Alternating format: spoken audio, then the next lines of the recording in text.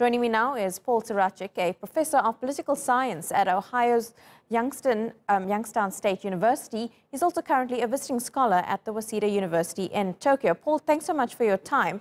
Now, Donald Trump has received quite the welcome in Japan, playing golf with Abe, being treated to a traditional dinner, watching a sumo match, and he'll be the first foreign dignitary to actually meet the new emperor.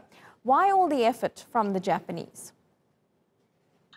Well, the U.S.-Japan relationship is, extremely important, particularly to the Japanese. It's a security relationship. Japan only has one security treaty, and that is with the United States.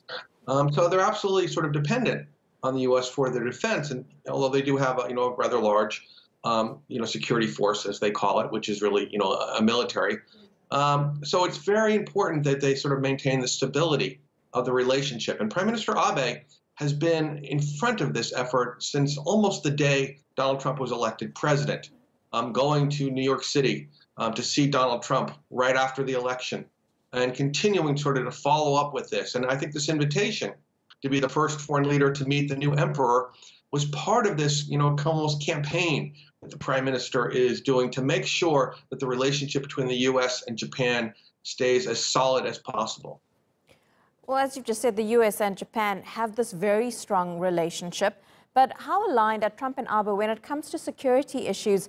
For example, North Korea's missile testing. Trump had tweeted earlier that the new missile testing, they were just small weapons. But how's this likely to be received by Abe and the Japanese? Well, overall, the Japanese, were happy, I think, when the Trump administration commenced talks with North Korea, although the Japanese, I believe, wanted to be consulted more than they were. But, certainly they are, the victim of the North Korean missile program in some ways, with in 2017, a few missiles being essentially flown over the Japanese island. So certainly they were in favor of that. But what makes them very nervous is that, Donald Trump's America First policy worries about intercontinental ballistic missiles, missiles that can reach the mainland of the United States. And, more recently, these are short-range missiles that North Korea has been firing off. And when Trump says that this is not really a big deal with the short-range missiles, this makes the Japanese very nervous that the U.S. is not prioritizing its security concerns as well. But again, one would have to believe that in the end, any kind of a deal with North Korea will include both short and long-range ballistic missiles. Well, security a big topic, but trade also high on that agenda. Trump says he wants to correct what he says are imbalances in the current trade deal, but Japan is also wanting things like tariffs on cars to be removed. So how are they likely to come to a middle ground on these issues? Well, Japan runs about a $60 billion trade deficit with the United States, and President Trump does not like trade deficits, and a majority of that deficit involves automobiles.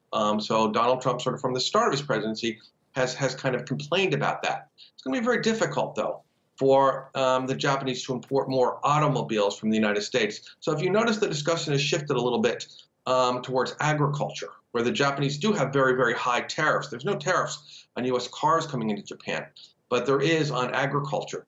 So I think with President Trump's threat of putting tariffs on automobiles exported from Japan into the United States, that is something that has really gotten Japan's attention, because if those tariffs went into place, particularly at the 25% level that he's talking about, that would be very bad, devastating for the Japanese economy. So this is, a little bit, I think, of a lever that President Trump is using to try to get some agreement on agricultural tariffs. The very interesting thing will be, how low will Japan be willing to go with their agricultural tariffs? They essentially have set a floor, saying they will lower no lower than they're doing right now with what's called the Trans-Pacific Partnership, the TPP, which of course was an agreement that President Trump withdrew the United States from very early in his presidency. Will be interesting to see how this all plays out. Paul Sracic, live to us there from Tokyo.